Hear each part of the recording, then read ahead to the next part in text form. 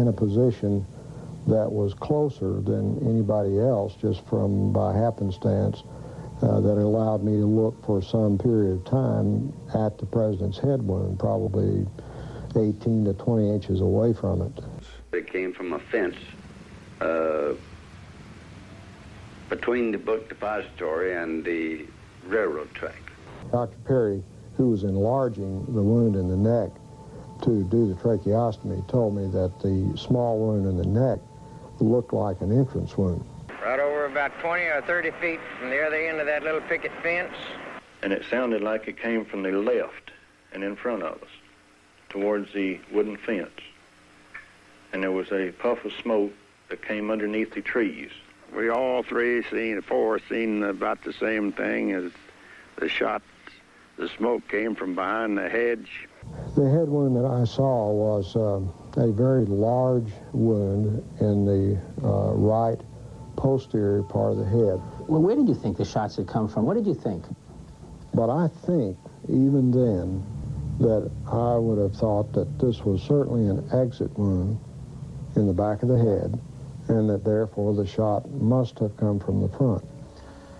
And then as the car got directly in front of us, well, a gunshot apparently from behind us hit the president in the side of the temple. Do you think the first gunshot came from behind you too? I think it came from the same location. Apparently back up on the mall.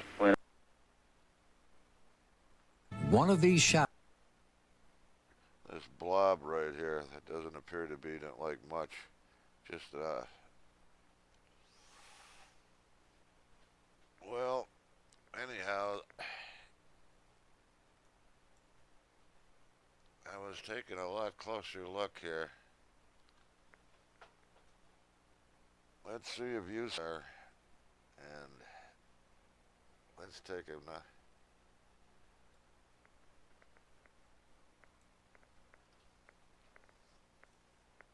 here's some of the images I've extracted from that.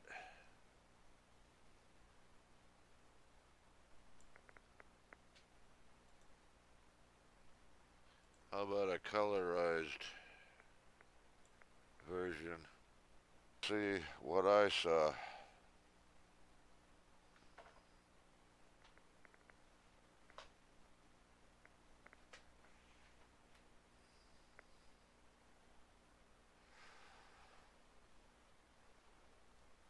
I was beginning to see a face here. What really caught my eye was this upside down stripe here. I couldn't figure out what that could have been. So I was looking a little closer. So that's a little closer up of that image right here. As you can see, this is on the this is picked up on television as they zoomed in on the Mormon photo. This was in a book, double page enlargement.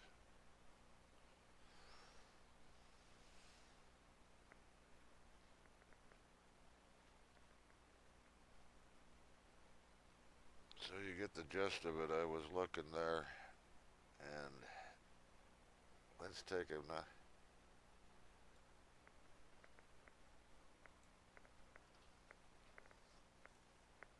here's some of the images I've extracted from that.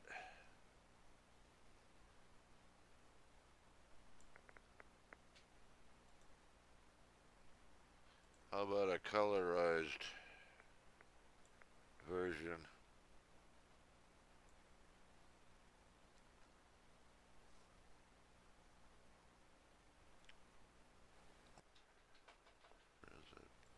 It's very curious that you'd have two images like that found in this one photograph.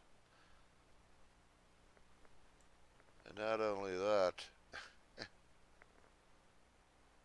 but an image like that also. Now, anyone who thinks of the lights and shadows, there's always a possibility of lights and shadows, but those are the damnedest lights and shadows I've ever seen. And as far as I'm concerned, this makes more sense than anything.